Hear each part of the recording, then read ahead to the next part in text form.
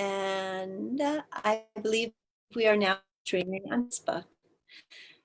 Hello, everyone. My name is Anna, and it's see you. I am coming from the OpenCenter in New York.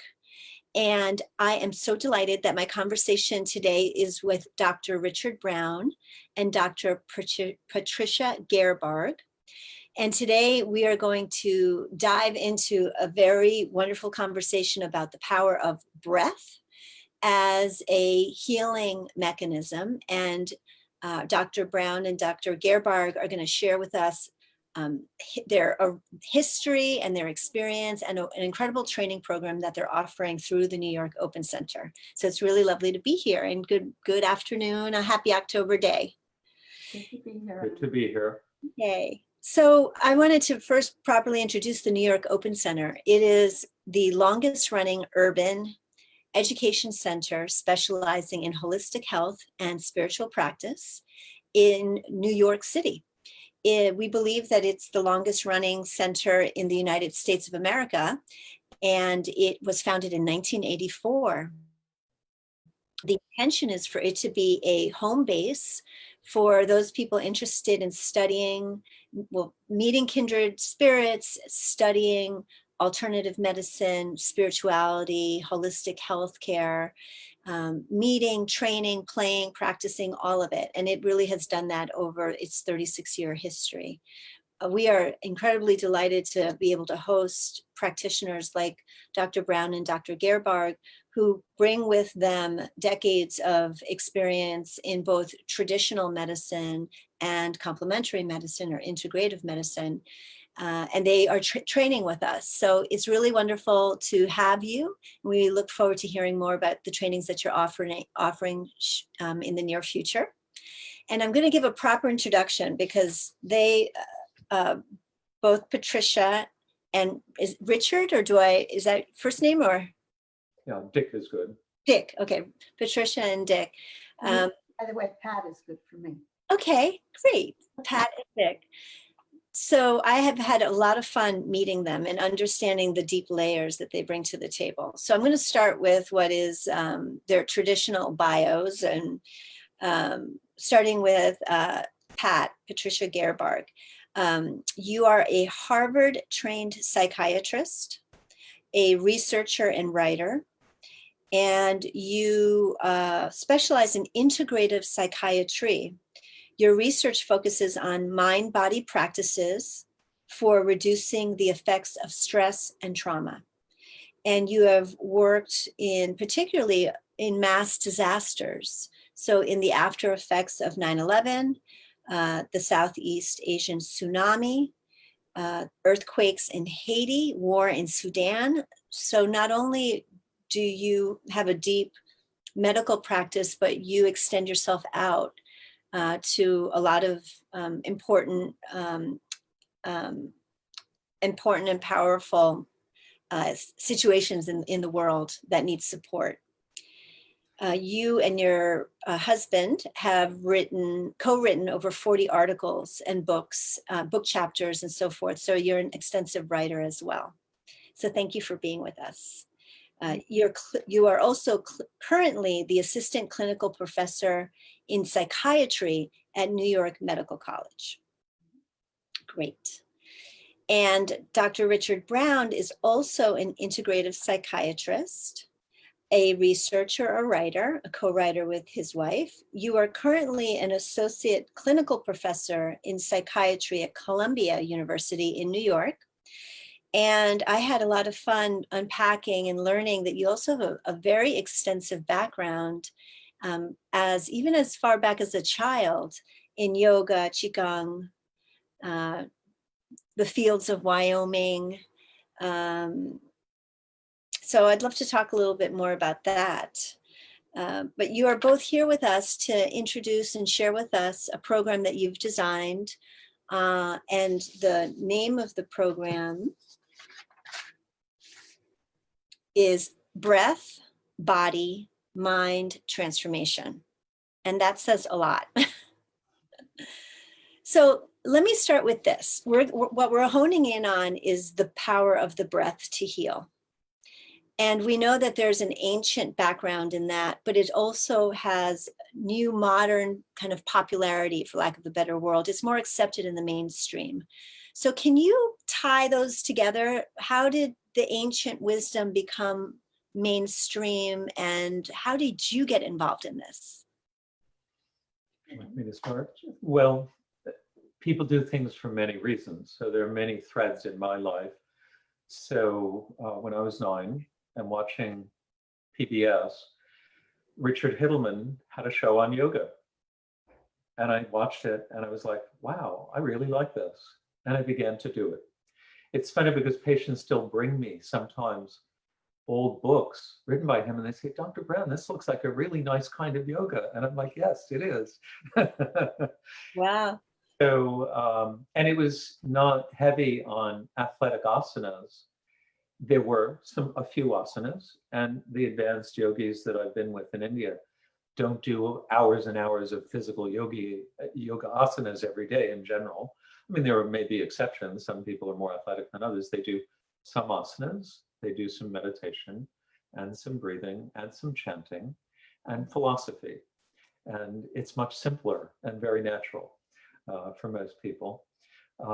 And then around the time I was about 10 to 12, I was attacked by gangs of white supremacists and only saved from severe injury because of an older friend who had done martial arts. And at that point I said, I've got to learn how to do this because he won't always be able to come to my rescue. And I looked at different teachers, and where I lived, there were many opportunities.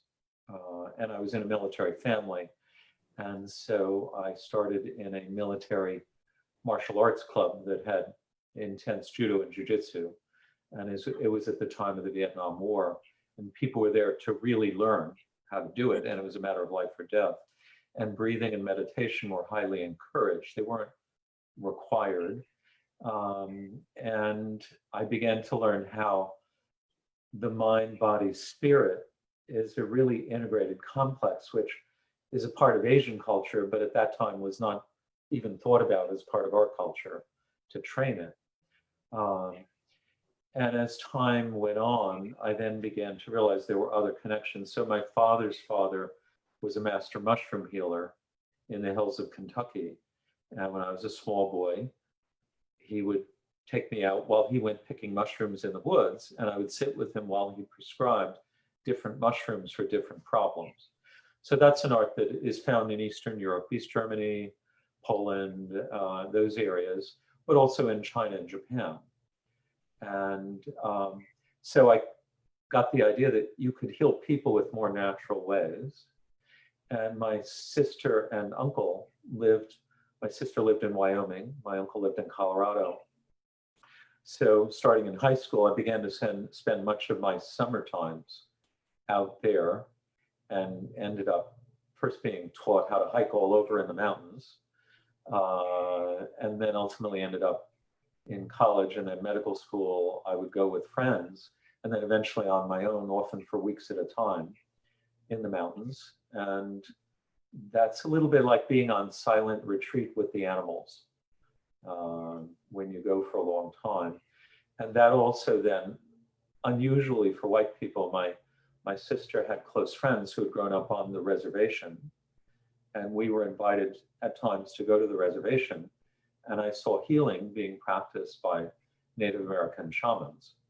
And things like dancing and breathing and herbs and sweat lodge. And it looked like it really worked well. You know, I didn't have a bias against it or for it, but I just observed what was happening. And then when I went to medical school in New York, I quickly began continuing my martial arts practice and going to meet different teachers. And I'd also met a lot of older teachers who, in martial arts, who as they got older, began using the principles for healing people. And I noticed a big shift in the ones I respected most when they got older to stop fighting and start healing. As physically, emotionally, group-wise. Um, and when I became a doctor, I observed that so many things that I had seen heal people were thought to be quackery. And I knew from my own personal experience they were quite good. Mm. But I felt that if I said that, I would be marked as a crazy person. So as the years went on, I then began to get more experience. So when I was doing full contact karate in medical school and I hurt my back badly, I blew out a disc. And I went to my Japanese karate master and said, "Where do I go?" And he said, "Oh, I send you to a family acupuncturist in Chinatown." And in 2 treatments, I was better. And the surgeons would have been perfectly happy to operate on me for $100,000 or to give me drugs with horrible side effects. And I got better. So all those things then began to come together as I began to meet more and more healers. And as at a certain point in my career, when I'd established myself as a successful doctor who'd done research and published many papers and healed a lot of people and taught hundreds of doctors, I then began to write about using yoga and meditation and more natural things to heal people from anxiety, depression, and trauma.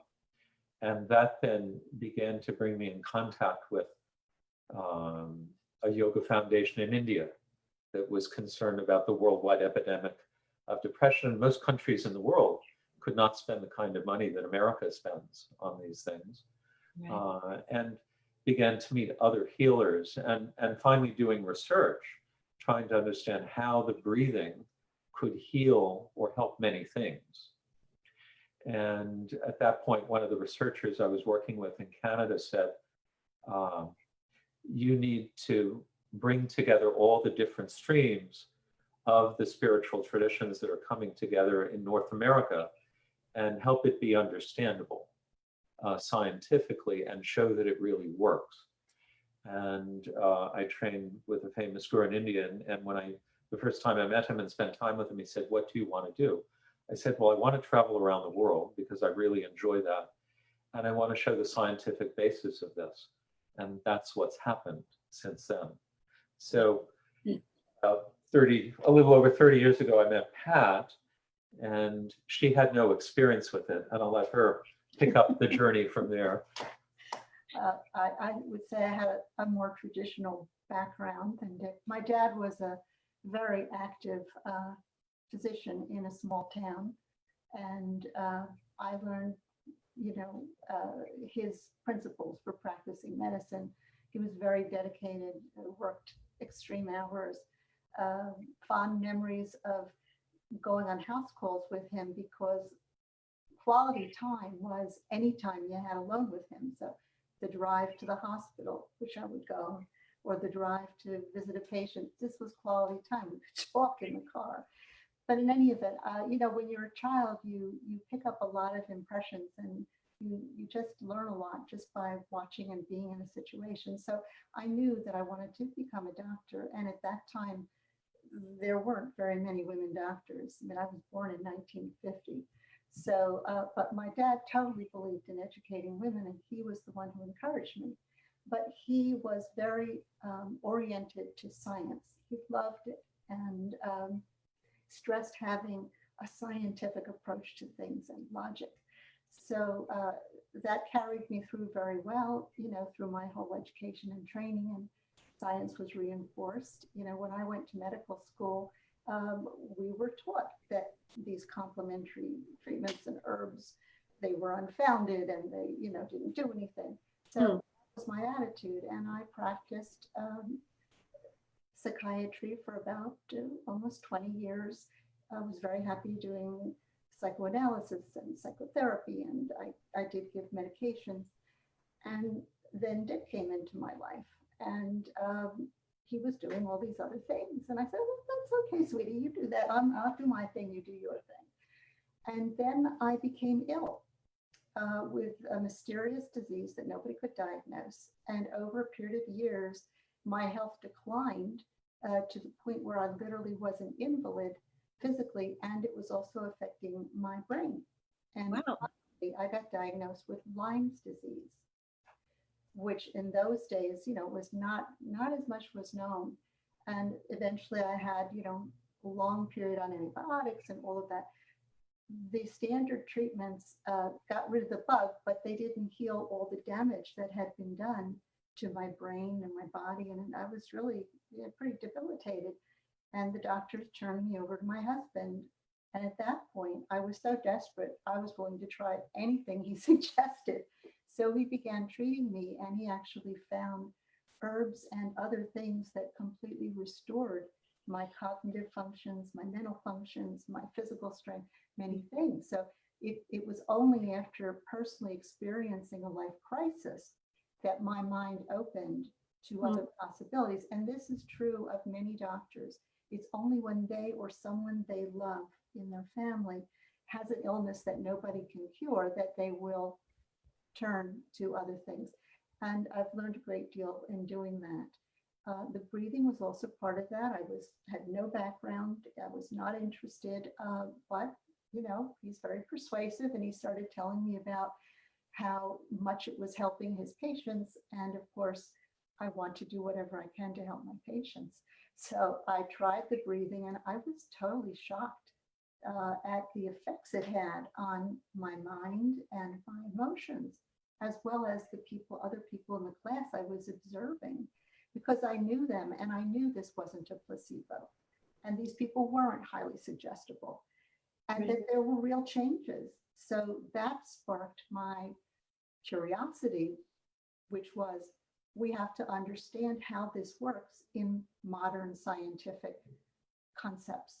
So that I took a deep dive into studying and theory building and working in conjunction with Dick, everything we knew and everything we could read.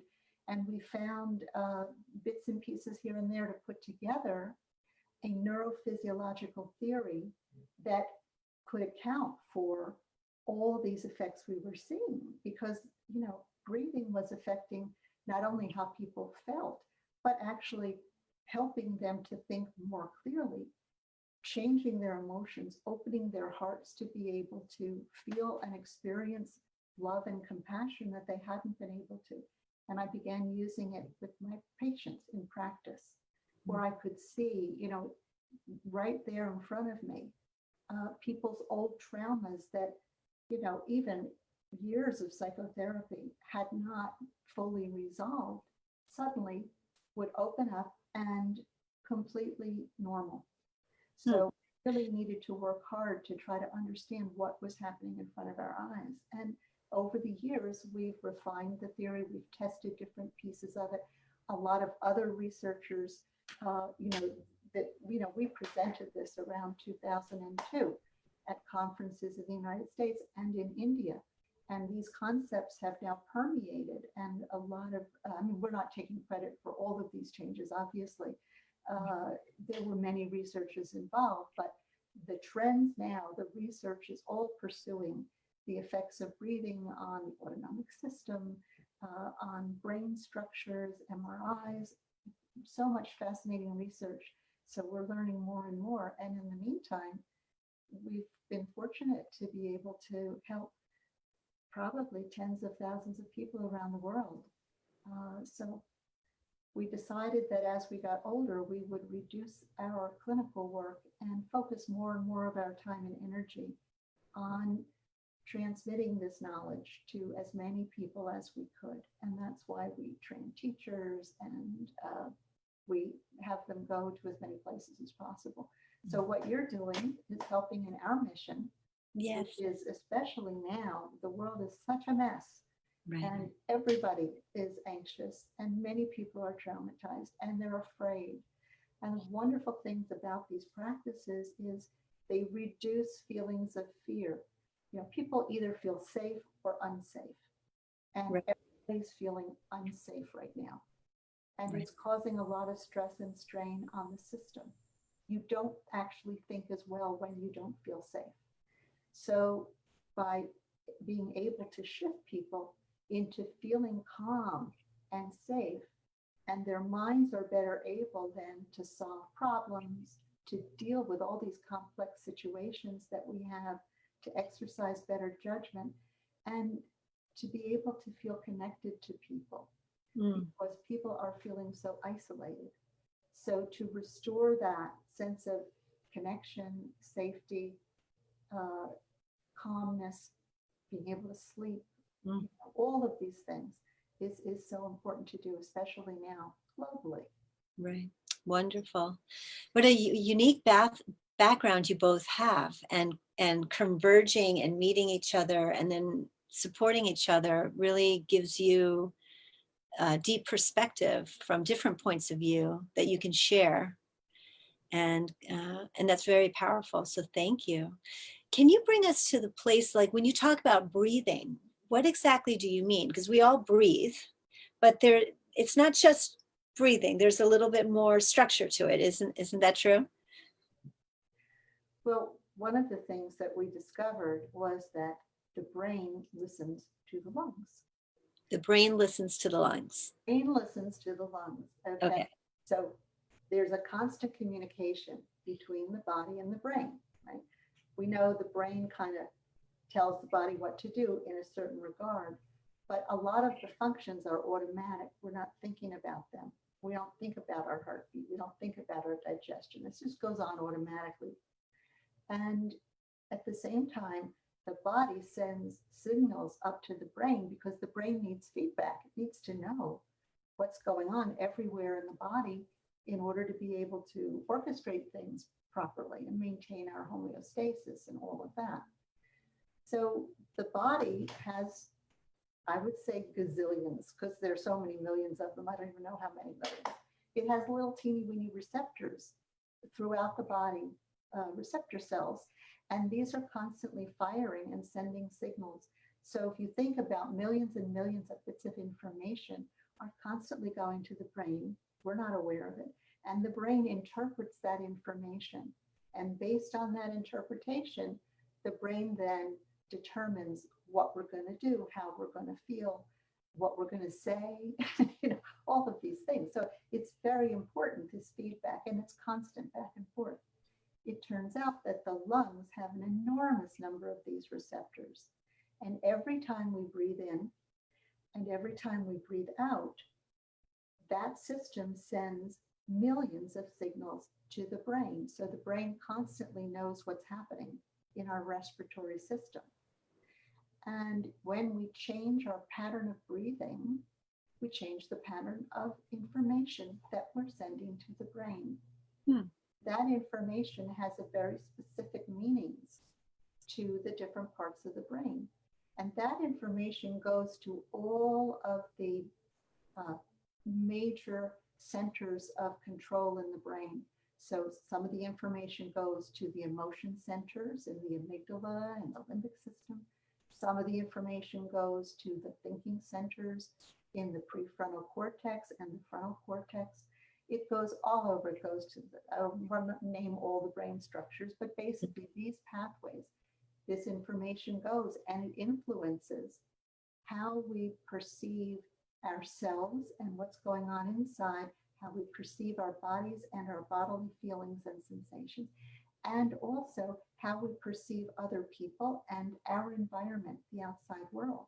It affects everything. So if we know a certain pattern of breathing will send certain messages to the brain, those messages have a very powerful effect. So we've discovered, as many other people knew, this isn't a brand new discovery, but we learned that if you slow your breathing down, especially to a certain point between 4.5 and 6 breaths per minute, we'll say 5 breaths per minute for an average adult. Okay. Then the respiratory system will be telling the brain that it's safe. Stand down, relax, calm down.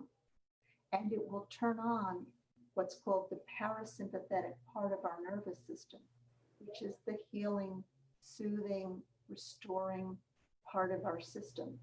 It's also the anti-inflammatory part, and it also has an anti-pain effect. So many, many different benefits from turning on the parasympathetic system.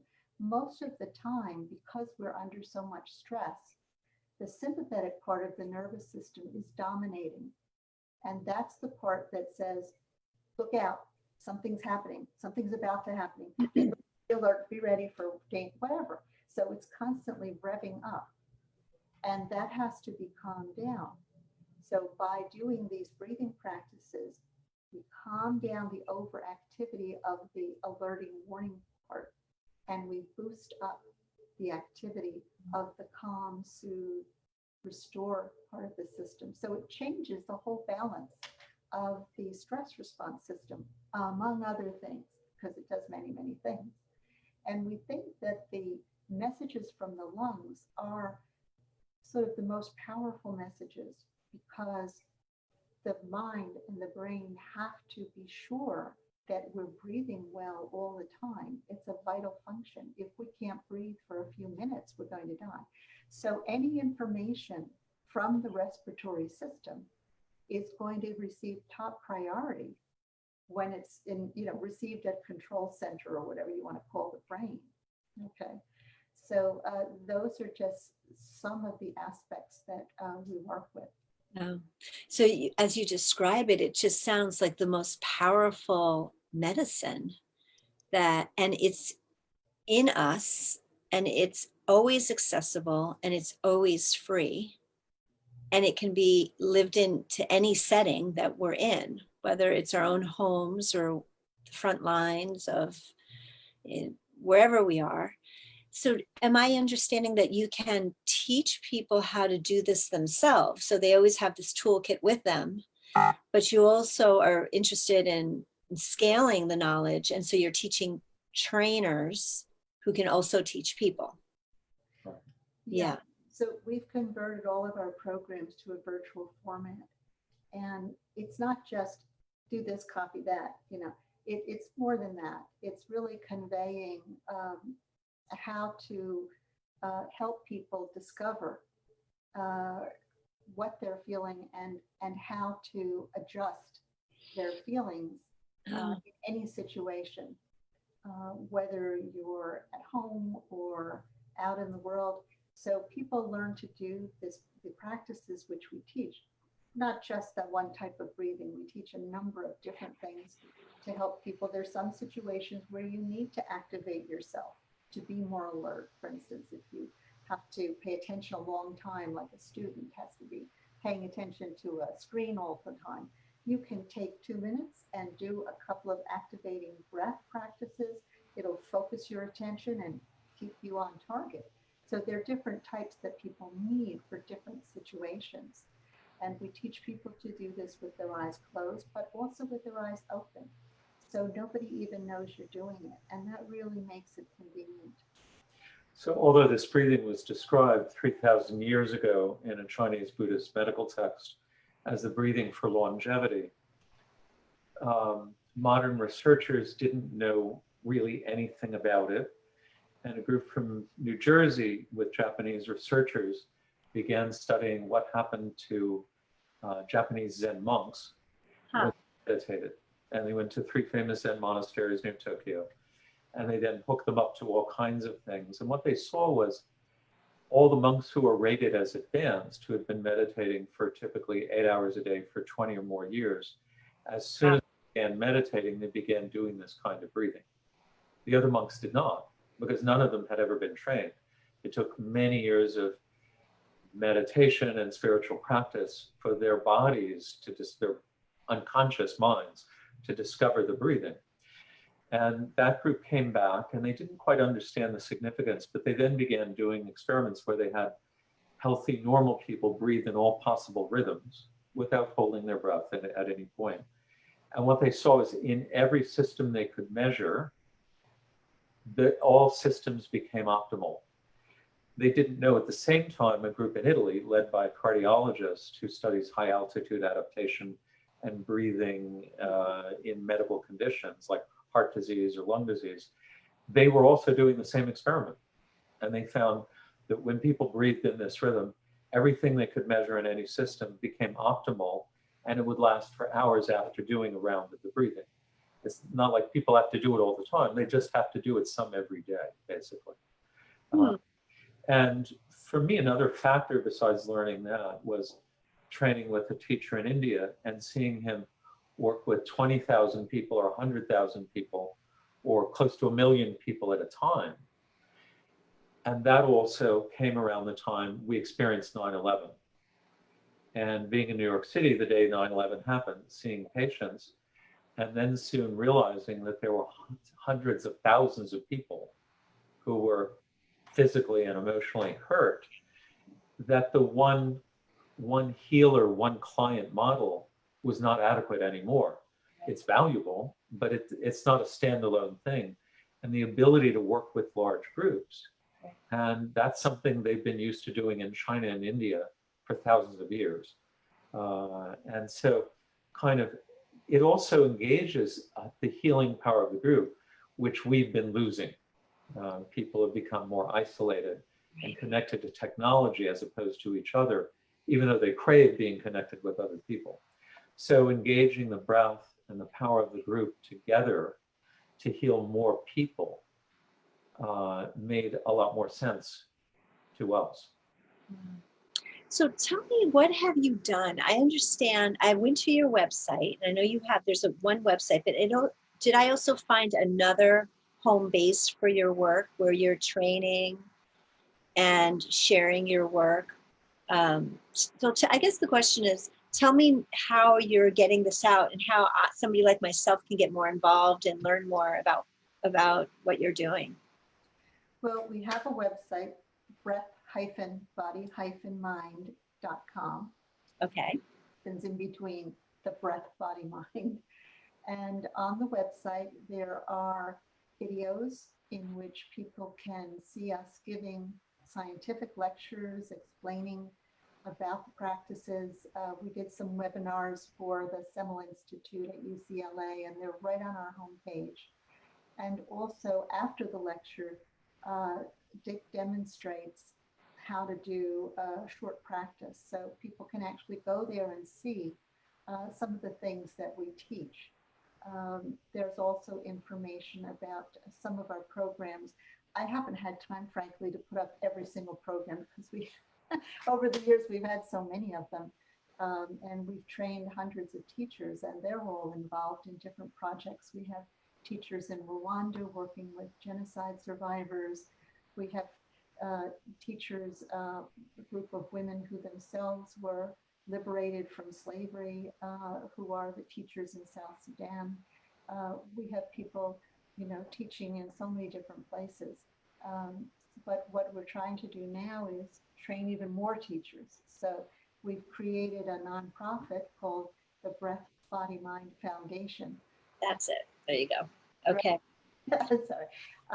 And with that, we're focusing on training people who work with families and children and training school teachers because we found that there are a lot of people who have the care of children most of their day. Right. Children are not going to all go to psychologists. I mean, let's face it, Right. Children are traumatized, whether they're refugees or victims of genocide, like the Rohingya children, for example, who fled from Myanmar into Bangladesh. 300,000 highly traumatized children, many of whom witnessed the death of their parents, the murder of their parents, and land in the, what were sprawling, muddy, refugee camps.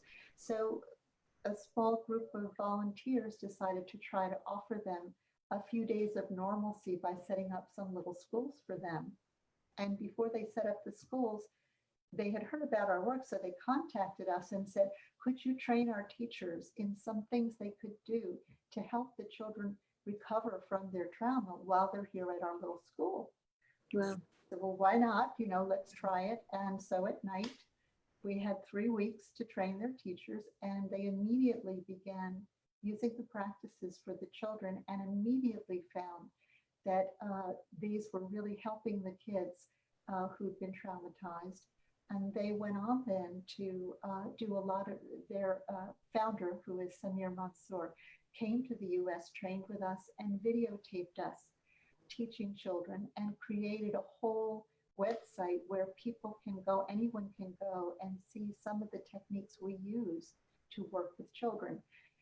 And that's called nolimitgen.org. So that's just one. And now No, we're reaching out to no, other schools. I'm sorry, will you repeat that? No limit? No Limit Gen, GEN.org. Yeah. And that information should be on our website too. Okay. So now we're working on getting programs into schools so that even virtually, a teacher can teach children, even if it's just 5 or 10 minutes. We've had programs in schools and found in very troubled schools where the children have trouble controlling their emotional reactions. They just go out of control and run away from school. We can teach them some simple ways to quickly discharge their anger or their fear and calm down and get control so that they don't run away and they can stay in the classroom. And simple techniques to help the teacher focus the children's attention on learning. So this year we're focusing on outreach to people, to parents, to teachers, to doctors who work with children from birth, obstetricians, ICU, NICU workers, pediatricians. Anybody who works with children can learn some really simple ways to help children learn to regulate their emotional reactions and improve their ability to focus and learn. So that's a big focus for families.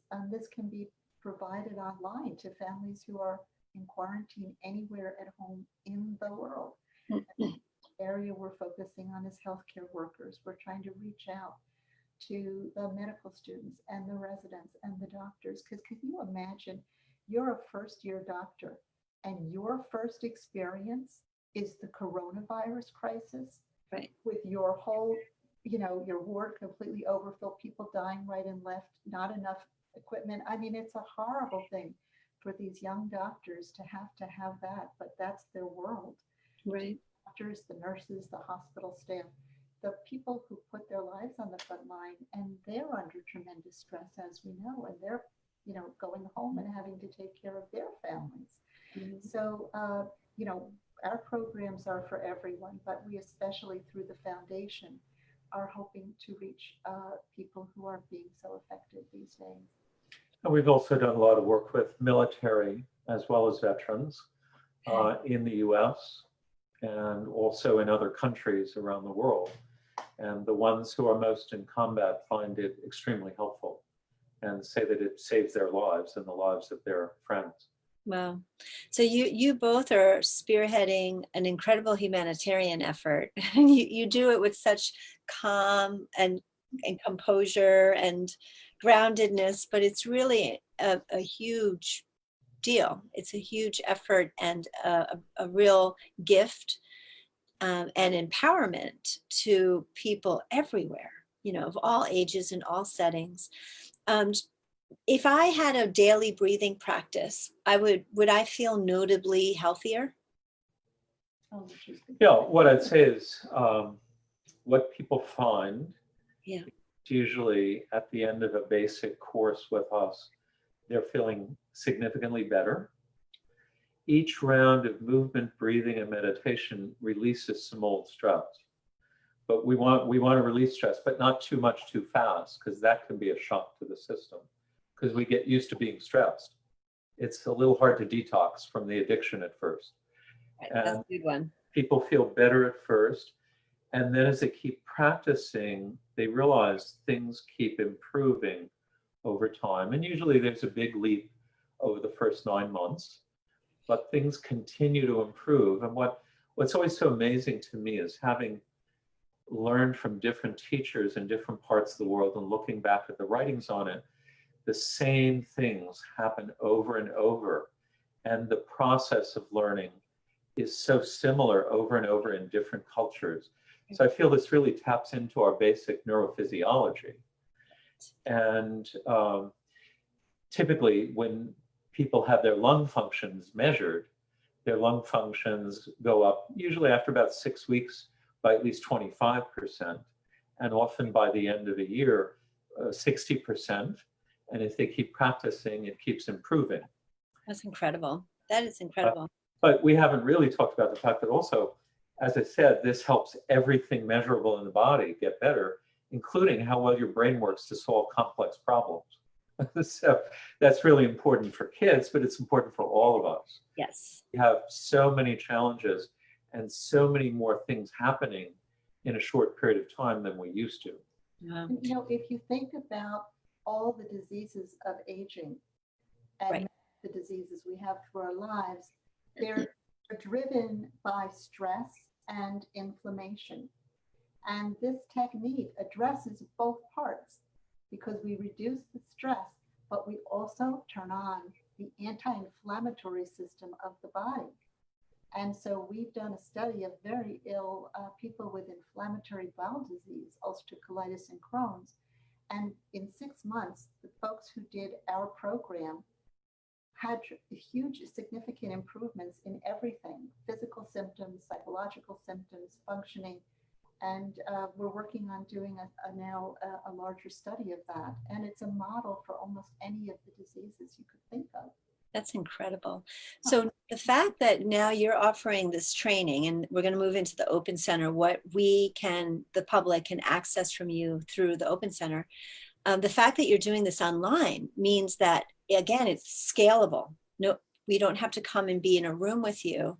And I understand in talking to Patricia that, or Pat, that it's actually, you've been very sensitive about how the program gets delivered online in a way that assures intimacy and connection and a real engagement. So I'd love to move there and maybe kick it off by saying that in, let's see, in October 22nd, 23rd, and 24th, which is a Friday, Saturday, and Sunday forthcoming. So it's in about a week and a half, from 10 until 2. So it's 4 hours a day for those 3 days, Friday, Saturday, and Sunday.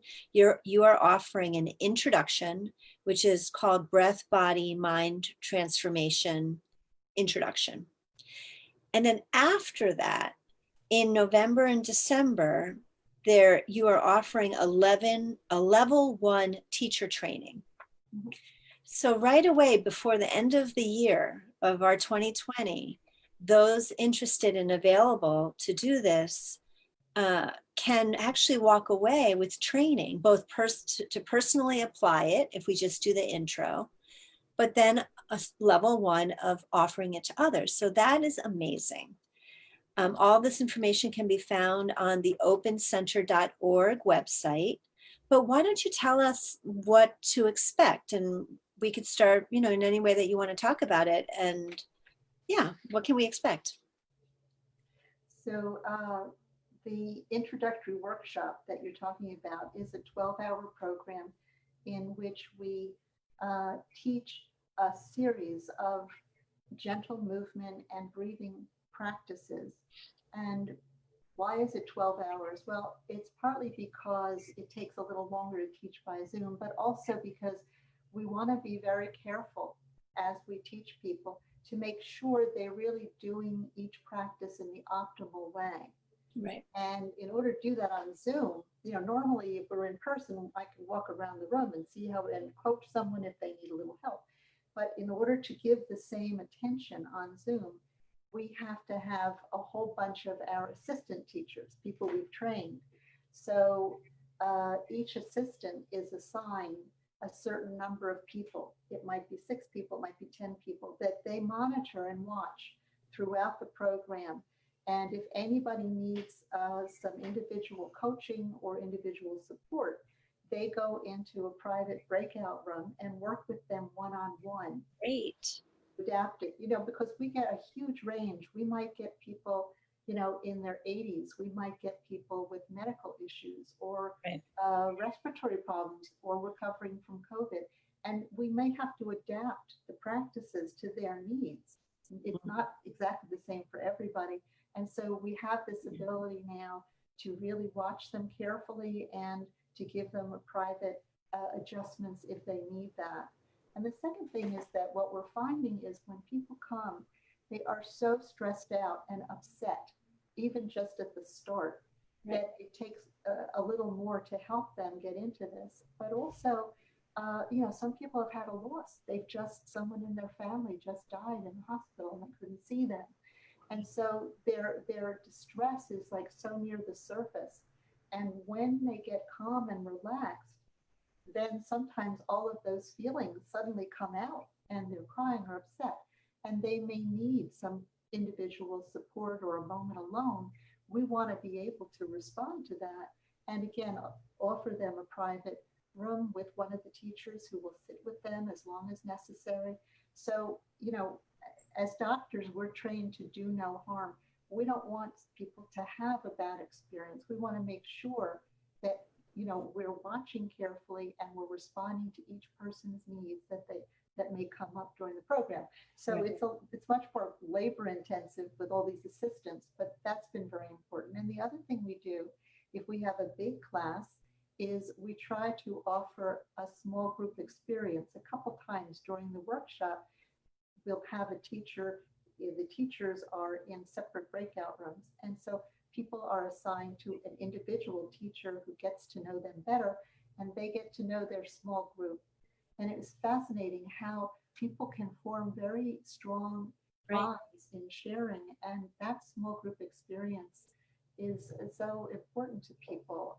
Many of them said, they've been feeling so alone, and now they felt they had a group that cared about them and that they could talk to. So we want to allow a range of experiences, and that's why we do it this way. That's wonderful. Well, it sounds very doable. It's 4 hours a day on a Friday, Saturday, Sunday. So you still have your morning, you still have your afternoon and evenings, and you walk away with that introductory program. And I understand the introductory program is a prerequisite for your level 1 training. For those of us who would like to go deeper, we need to do our October introductory, and then we're going to drop back into November, December dates. Not going to drop because we also offer weekly practice sessions. So people can sign up, and it's very helpful for people. It's so hard to do something in total isolation. But if you're going to a group practice session once a week or twice a week, whatever you like, you can sign up and just go and practice with a group and a teacher, improve your technique and maintain your practice, and prepare then to come to, if you want, teacher training. Now, some people come to teacher training because they want to deepen their practice, but they have to be prepared that they will be taught how to teach. We go through each practice. Each person has to learn the practices and practice on each other. We go over and over to make sure that people get it. And by the end, they have the ability to share the practices with others. And then if they want to go on to higher levels of teacher training, we want them to get experience, because it's one thing to get taught how to teach, it's another to get experience. Right. So you can get experience by assisting at our workshops and learn more as they go. But I also find a lot of people or groups might want training, and I wanted to let them know the way to get in touch with us is through our website. We have a contact option at the top. So if someone wants this for their hospital staff, or if you have a nonprofit organization that does service and you want this for your staff that's burning out, whoever, just use to contact us and let us know, and we'll get back to you about it. That's great. So there are other levels, and I understand there's a level 1. Is there level 2 or 3, or so there's deepening levels? Yeah. Level 2 teacher training is for people who've obviously completed one and who have some period of experience. Level 2 provides more training in the techniques, but also really prepares people to teach large groups. Okay. And do that. And then level 3, our level 3 teachers learn how to teach teachers. So they help us in our teacher training. Okay. And what type of student comes to you? Like, do we have to have a medical background? Is it welcome to anybody at all levels? Well, it's interesting. Most of the people who come to us, not everybody, but most of the people are in some kind of service field. Either they're yoga teachers or healthcare professionals of some kind, school teachers, administrators, people who volunteer to help others. It's usually somebody who wants to help people in some way. And that's about all you need to come to training. Or for the women in South Sudan, you've been enslaved and trafficked, and then you find yourself totally changed by this, and you want to share it with other people so that they can heal. We had a hairdresser come to one of our teacher trainings, and I said, well, why did you come? And she said, people are always telling me their problems. I want to know how to help them. Right. Wow. But don't have the deep breathing when they've got hairspray. Right. Fresh air.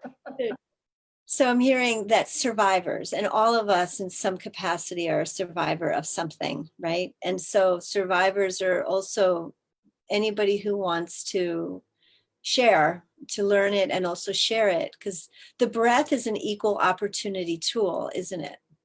Yes. We all have it. Yeah, we're also part of our focus on children. We have a group of teenagers. We want to train teenagers to be teachers, their peers, and younger kids. You know, the thing about kids is they learn this so fast. They're Right. at it than the adults because they're not thinking and questioning. They just do it. So, and a lot of the kids go home and they teach their parents and their families. So it's great to have children be the teachers too. Anyone can be a teacher. You just need to apply and learn and practice. And it's so amazing teaching people and seeing where they take it. Yes. So a teacher I just talked to a few days ago is in South Africa. And so she does groups for women to recover from the effects of apartheid and systemic racism. So that was what resonated for her where she came from. Or in Rwanda, it's helping other people recover from the effects of the genocide. Can't they work effectively or do a job that they should be able to do, but their mind is too preoccupied with the past? So in America, we have a suicide epidemic, we have a gun violence epidemic, we have an opioid epidemic, and now we have coronavirus and hundreds of thousands of people dying. Right. Well, There's lots of need. It's basically, we want to train people to bring it to wherever they are. So you don't have to have a yoga teacher or somebody keep coming in.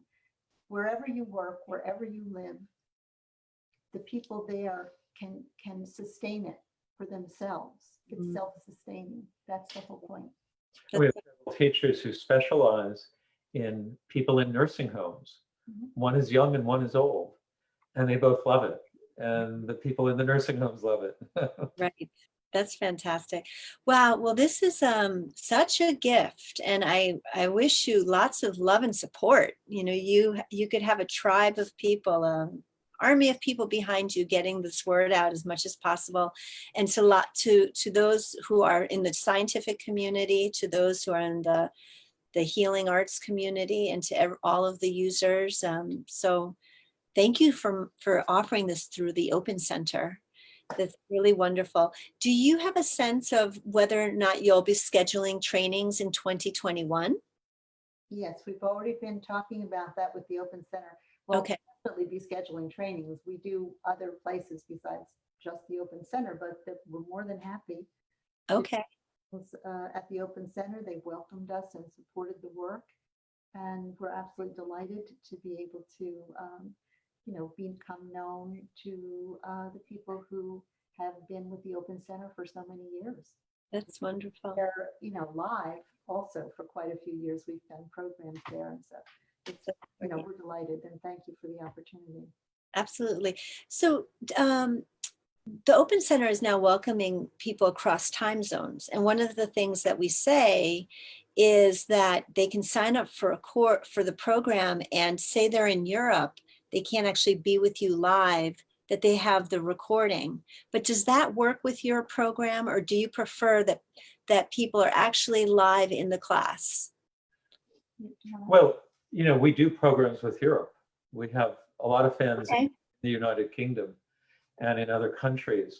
And what we do is time when we schedule our course so people in the US and Europe and Africa can all do it. you can't do it with Asia at the same time typically. But so we time our course to where the audience is mostly from. Okay. Morning course, the people in Europe, it's afternoon, early evening, they're fine with that. Right. We prefer not to have the course done by recording because, as I explained, Right. no one there to monitor and help people. And Right. that's why we've been a little reluctant to do that. Fair enough. I mean, if you're offering it broadly, there's going to be other opportunities, even outside of the Open Center, to engage. And tell me again the name of your website. breath-body-mind.com. And do you want the name of our book that teaches the practices? Yes. Okay. The Healing Power of the Breath. It's a book and a CD that we did at a time when, not everyone could travel to a course. They could learn from that. But now we prefer people to learn live online if possible. But the Healing Power of the Breath is translated into quite a few languages that people can use as well. And we're hoping to get it out in Spanish soon. It's already out in Chinese and French and a bunch of other Portuguese languages. and other languages. And we have many emails from people all over the world saying doing that book has healed them from terrible trauma and thanking us. Yeah. Wow. Wow. How immense. I feel so humbled to be talking with you, and really appreciate what you bring to the world. You're both very young, and you both still have a long, many years ahead of you of impact. So I'm so grateful to meet you, and that the Open Center can partner with you in your work. And well, everybody who's watching, there's great ways to access Dr. Brown and Dr. Gerbarg, and particularly October 22nd, 23rd, and 24th. And then again, very easy November dates and December dates. So with that said, thank you so much for being with us, and Thank you. best wishes, and thank you. Deep appreciation. Bye-bye. Bye-bye. Bye, everyone. Take a look at us at opencenter.org, and also directly speak with Pat and Dick on their website. And thank you so much, and blessings to everybody. Bye.